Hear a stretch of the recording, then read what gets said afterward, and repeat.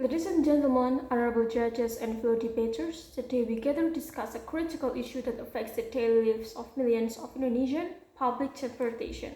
The current system, characterized by a mix of government-owned and private operators, has several limitations, including inefficiency due to lack of coordination and integration between different transportation modes, inequity resulting from unequal access to transportation services, particularly in rural areas, and safety concerns stemming from inadequate regulation and oversight of private transportation operators.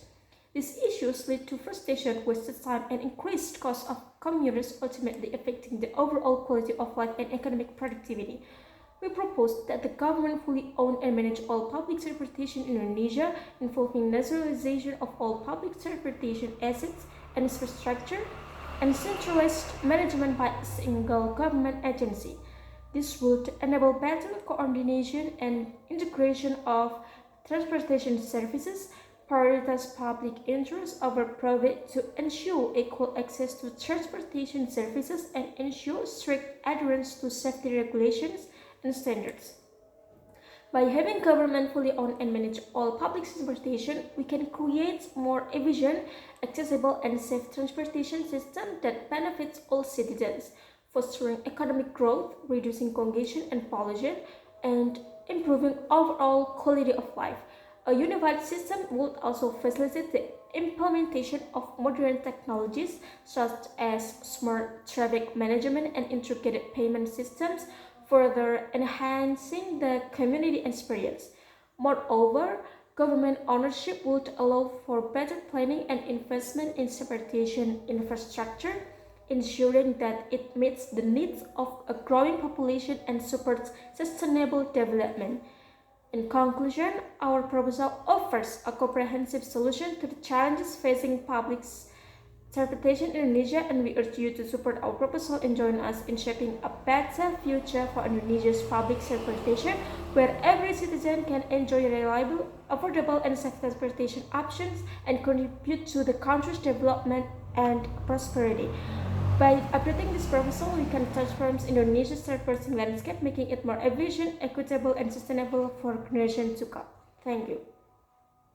Ladies and gentlemen, honorable judges and fellow debaters, today we gather to discuss a critical issue that affects the daily lives of millions of Indonesian public transportation. While the current system has its limitations, we strongly believe that government ownership and management of all public transportation in Indonesia will be a step backward.